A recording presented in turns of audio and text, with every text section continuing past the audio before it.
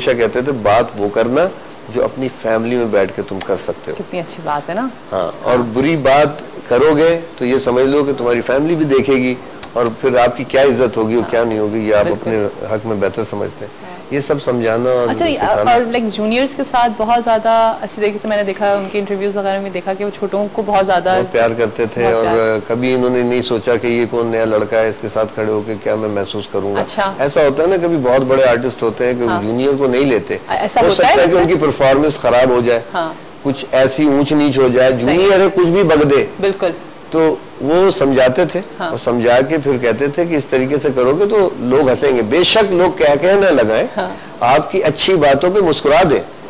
ये भी बहुत बड़ी बात है ना, ये भी बड़ी बात है। ये जरूरी नहीं कि आप गंदी बात करके लोगों को क्या लगवा दें, वो लगा देते हैं आर्जी तौर पे, हंस भी देते हैं, लेकिन फिर उसके बाद आपको कभी बुलाएंगे नहीं कि ये बदतमीज है, उल्टी सीधी बातें करता है, कंट्रोल में नहीं रहता। बिल्कुल, लोग उस वक्त हंस देते हैं। ठीक है, लेकिन आपने कितनी अच्छी बात की कि मुस्कुरा देना ही बहुत बड़ी बात है, एक हल्की सी मुस्कुराहट दे देना किसी को। बिल्कुल। चिंटू, आप क्या कहेंगे? जया जी, मुस्कुराने की बात पे मैंने सुना है कि मुस्कुराना सुन्नत है। हाँ, अच्छा, आपको पता है कि लहरी साहब के बारे में? आपको लहरी साहब के बारे में मुझे अंकल हैं, जुल्करनैन हैदर अंकल है ना, हाँ, जो टीवी पे आते हैं, वो एक बार एक स्कूल में आए थे हमारे, उन्होंने बताया था लहरी साहब के बारे में कि मैंने उनके साथ थिएटर पे काम किया। लहरी साहब के साथ वो डेली एक शर्ट पहनते थे, हाँ, और परफॉर्म करते थे। एक दिन कहते मैं आया, मैंने लाइनों वाली शर्ट पहन ली, लहरी साहब के साथ मैंने सीन करने लगा तो उन्होंने वो लाइनें नहीं दी। हाँ। मैं बोलता रहा, वो अपनी लाइनें नहीं दी। मैं बाहर आकर कहा, लहरी साहब आपकी लाइनें थी, आप क्यों नहीं बोले? कह रहे मियाँ आप लाइनों वाली शर्ट पहन के आ गए, हम अपनी लाइनें भूल गए। तो वो इतने प्यारे, और उर्दू उनकी सबसे बहुत अच्छी थी, और बड़े उससे बात करना, बहुत मुहज़्ज़ब अंदाज से बात करना, और तरीके से, और बिल्कुल चुपके से हंसा देना। एक बात है ना, एक आदमी अपने क्यू के इंतजार में एक्सप्रेशन ऐसे दे देता कि अब कुछ बोलने वाला है, वो ऐसा नहीं करते थे। सही। वो अचानक कुछ भी, एकदम से कोई चीज आ जाती थी, कोई चीज भी आ जाएगी, आप बात कर रहे हैं उसमें से कोई चीज पकड़ मुझे, मैं जैसा कही थी उनकी, जो अगर आप पुरानी मूवीज देखें, उर्दू मूवीज जो हमारी होती थी, तो किसी न किसी एक के जो हीरो होता था उसके दोस्त बनते थे वो, है ना, बड़े अच्छी, बड़े विलन भी बने वो। अच्छा, खुद भी हीरो भी बने। हाँ। अच्छा, कॉमेडियन तो वो थे ही, बिल्कुल, लेकिन दूसरी बात ये है कि लहरी साहब एक जमाने में हीरो वहीद मुराद साहब होते थे, नदीम साहब होते थे, मोहम्मद अली साहब होते थे, रहमान साहब होते थे, और बहुत सारे हीरोज थे, वो काम करते थे, लेकिन लहरी साहब का सिर्फ नाम पड़ जाना, हाँ, और फिल्म की जमानत, यानी कि कामयाबी की जमानत। उन्होंने ऐसी फिल्में भी की हैं जिसमें सिर्फ एक सीन है, लेकिन लोग देखने उनको जाते थे और उनकी वजह से फिल्म हिट हो जाया करती थी। ये कामयाबी की जमानत समझे जाते थे लहरी साहब, ये ट्रू है। उसकी वजह ये है कि मेरे वालिद मोहतरम जो थे वो डिस्ट्रीब्यूटर थे, और उनसे हमने बहुत कुछ सुना है उनके बारे में, कि वो शख्स इतना नाम और इतना मकाम था कि आपको पता है कि उस जमाने में वो अपने उसमें आते थे, क्या कौन सी गाड़ी होती है बड़ी वाली, तो गरीब से आदमी, बस नहीं, मर्सिडीज में आते थे, और ब्लैक कलर के उनके चारों शीशे पे कपड़े वाले पर्दे चढ़े होते थे। अच्छा। कि जरा से किसी ने देख लिया तो इतना रश लग जाता था उनके ऊपर, इतने यानी कि पॉपुलर थे वो, पॉपुलर थे। अच्छा, अगर आप उनको अपने जमाने में उन्होंने बहुत नाम कमाया, हाँ, और अब भी नाम है, और रहती दुनिया तक रहेगा जब तक है, फिल्म इंडस्ट्री है या हमारी शोबिज़ की दुनिया है। उन्होंने सर्व किया ना पाकिस्तान के लिए, उन्होंने अपने आप को सर्व किया। एक और बात बताऊं, जैसे मुल्तान में वो चुना ड्रामा करने के लिए गए, तो जो वो प्रोड्यूसर था ना, उसने किसी की पेमेंट नहीं की ना, ड्रामा चल रहा पैसे नहीं दे रहा, ड्रामा चल रहा पैसे नहीं दे रहा। आखिरी दिन ना उनके लहरी साहब के कमरे के साथ बाहर ना बकरी बांधी हुई थी, वो कर रही है लहरी साहब गुस्से में कह रहे हैं, अरे हमारी पेमेंट नहीं करते तो इस जानवर की ही पेमेंट कर दी थी। सही बात है, ये इस तरह के वाकई आप लोग जैसे की बातें बता रहे हैं, तो नहीं, ये पिंटू ने चिंटू चिंटू, ये अच्छी बात है, बकरी ने दुम्बे की आवाज निकाली, आपको देख के हो जाता है ना, ये मुझे खुशी हुई। सही बात है जी। अच्छा, अभी हम लोग एक छोटी सी ब्रेक पे जाना है, ब्रेक के बाद जब वापस आएंगे तो हमारे साथ एक और बहुत ही अच्छे से सिंगर मैं कहूँगी, और बहुत अच्छे इंसान पहले भी मेरे शो पे आ गए, मैं बात करी अर्शद महमूद साहब की, वो हमारे साथ होंगे, उनसे भी जानेंगे लहरी साहब के ऊपर भी, और उनसे सुनेंगे उनके बहुत अच्छे से गाने। हमारे साथ ही रहेगा सुबह बखैर वाइब के साथ में, एक छोटी सी ब्रेक के बाद आपको जाएंगे।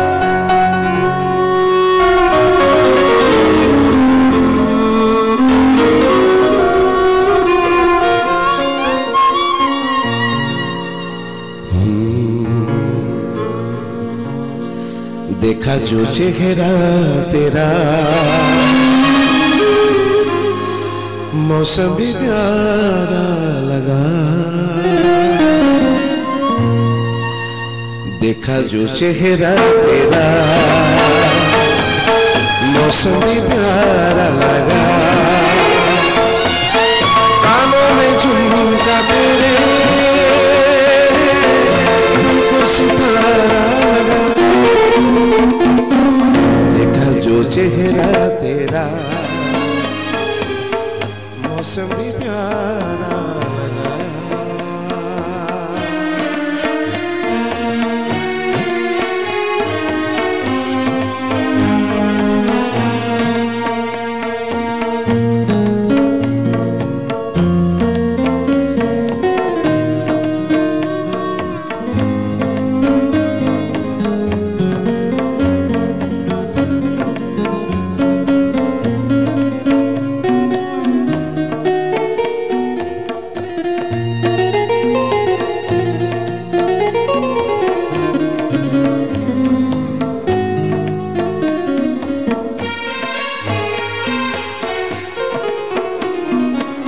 कलियां खिला देती है एक मुस्कुराहट तेरी,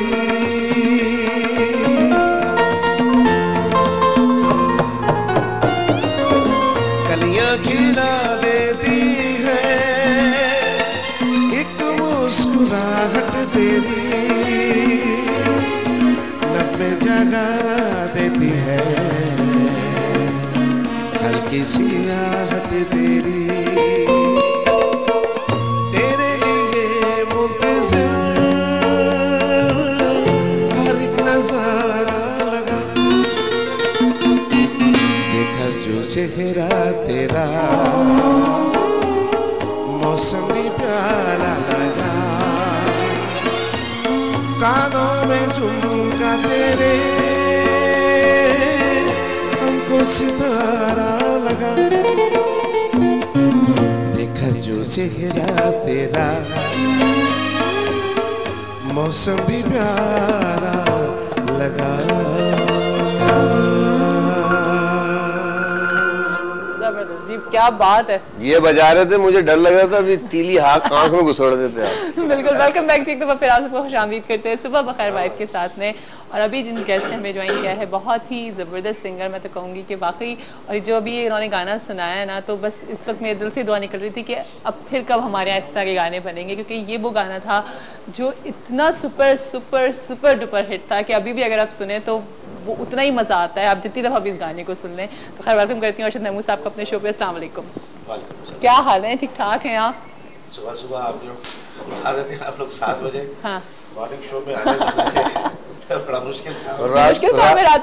रात में हम साथ ही शो में थे, आर्मी का शो था। अच्छा, हम दोनों साथ थे रात में। तो इकबाल जो है वो मेरे छोटे भाइयों की तरह है और मेरे दिल में बड़ा एहतराम है उनका, तो जब भी उन्होंने कहा है तो मैं पूरी कोशिश करता हूं। बहुत शुक्रिया, बहुत बहुत शुक्रिया। हालांकि जब मॉर्निंग शो में मैं आता हूँ तो मेरी कोशिश ये होती है कि एक दिन पहले जो है मैं कोई शो वगैरह नहीं लेता। अच्छा, सही, ताकि प्रॉपर तरीके से, क्योंकि गले को जो है गाने वाले के लिए 7-8 घंटे जो है गले को रेस्ट चाहिए। अच्छा, अब सुबह रात को जो शो करके हम लोग गए, खाना वाना खा के सोते सोते कोई 3-4 बजे। नहीं, लेकिन अभी आप अगर ये सुनना चाह रहे हैं कि मैं आपको ये बताऊं कि आपने अभी कैसा गाया, तो आपने अभी भी वैसे ही गाया जैसे वो रियल है, तो आप बिल्कुल भी कॉन्शियस नहीं। तो आपका बड़ापन है माशाल्लाह से, आपकी आवाज, आपका इतना बैलेंस है अपनी आवाज पे कि बहुत ही जबरदस्त है। लेकिन एक बात मुझे जरा आप दोनों से मैं जानना चाहूंगी, आपने कहा कि मॉर्निंग का मसला हो जाता है, तो आपको नहीं लगता कि अगर आप लोग मॉर्निंग में जब सुबह जल्दी उठ जाते तो आपके बहुत सारे काम हो जाते होंगे या नहीं होते?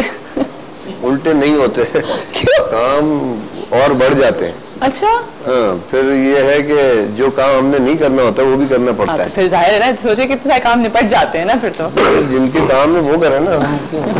नहीं, घर के सौदा सर्फ की बात। हाँ, वही तो घर वाले। अभी जो आपने बात की ना कि मतलब अच्छा गाया, तो ये आप यकीन जानिए कि मैं तो बड़ी मुश्किल से गाया और मुझे गवाया गया है। अच्छा, ये खास साहब जो बैठे हैं ना, सलीम भाई और जो हमारे जो म्यूजिशियन हजरात बैठे हैं, ये मेरे बाजू हैं।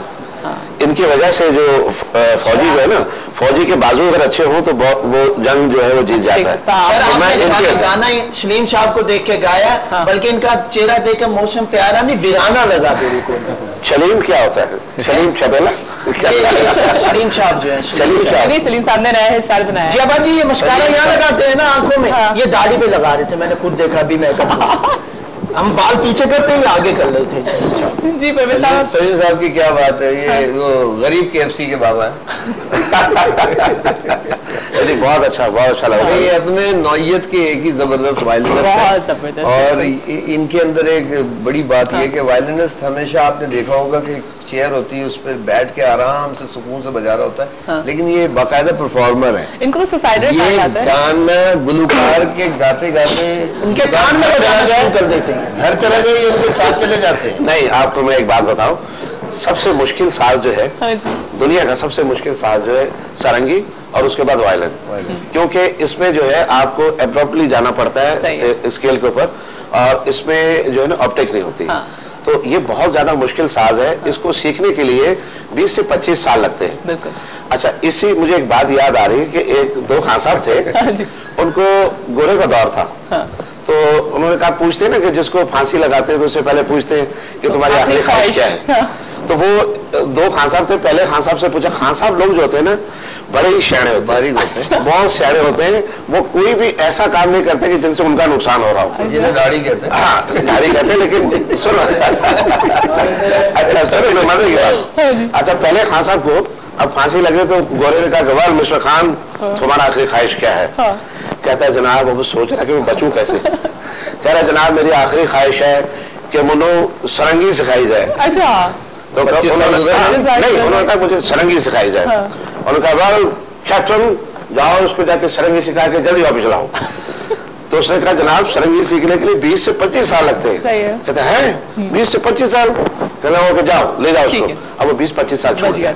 अब दूसरा क्या बताया? दूसरे को पूछा, वेल मिस्टर खान तुम बताओ तुम्हारा आखिरी ख्वाहिश क्या है? कहता जी मेरी आखिरी ख्वाहिश है कि जेड़े ए सरंगी सीख ले तो मैं एदगुल सरंगी सीख।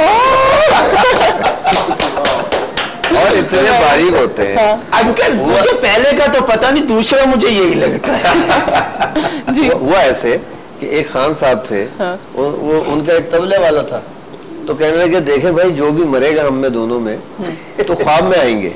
बोला ठीक है। तबले वाले गुजर गए बेचारे, तो खान साहब जिंदा रह गए। तबले वाला ख्वाब में 1 हफ्ते बाद कहेगा, हाँ क्या हाल है? बोलो मजे आ रही हैं, तो मैं जब से आऊँ तो फंक्शन ही फंक्शन है ऊपर। कल मैंने नूरजहां को बजाया, 1 हफ्ते पहले बजाया नूरजहां के साथ बजाया, और एक हफ्ते पहले मैंने नुसरत फतेह अली साहब के साथ बजाया, और अभी कोई 3 दिन हुए तो मैंने बड़े गुलाम अली साहब के साथ के बजाया। तो कह रहे, अच्छा इतने बिजी? बोला सर फिक्र नहीं करें, अगले हफ्ते मैंने आपको भी रखा होगा।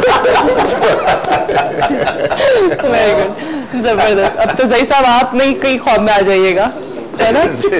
क्या बात। अच्छा, आजकल क्या हो रहा है अर्शद साहब, ये बताइए। बस जाहिर है वही गाने। हम लोग सब्जी की रेडी तो लगा नहीं सकते। कभी सोचा भी नहीं है। नहीं, सब्जी की रेडी लगाएंगे तो वो भी गा के बेचेंगे। कैसे? मतलब मैं तो नहीं बेच रहा हूँ, जो बेचेगा। नहीं, जरा बताएं तो किस तरह से बेचेंगे? ठीक है, कोई गाना होगा तो उसमें गुनगुना देगा। देखा जो टींडा तेरा, हमको तो आलू लगा। सही बात है। नहीं, लेकिन मैंने जो अभी बात की कि इतनी अच्छी कॉम्पोजिशन और इतना अच्छा गाना है ये, और जो आप लोगों के जो पहले के भी गाने हैं माशाल्लाह बेस्ट गाने होते हैं, लेकिन अब क्यों हमें फिल्म्स की मैं जरा बात पे आ जाती हूँ थोड़ी सी, तो इतनी अच्छी कॉम्पोजिशन, इतने अच्छे गाने अब हमें क्यों नहीं मिल रहे हैं फिल्म्स में? एक्चुअली यहाँ पे मूवीज बन ही नहीं रही, तो अब इक्का दुक्का जिनके गाने फिर वहाँ इंडस्ट्री चली गई है, हाँ उनको बेचारों को पता ही नहीं है कि होता क्या है। सही बात। वो दूध बेचने वाले हैं कुछ, नहीं, लेकिन फिर भी वो पैसा तो लगाते थे ना। करने वाला तो आगे डायरेक्टर है, वो पैसा लगाते हैं। जाहिर है किसी का दूध का कारोबार है तो किसी का सब्जी का कारोबार है। अब सारे शौकीन लोग हैं। अब किसी को रीमा पसंद है तो उसने कहना कि यार रीमा मुझे बड़ी पसंद है, तो रीमा ने लो यार फिल्म, रीमा तो पैसा ला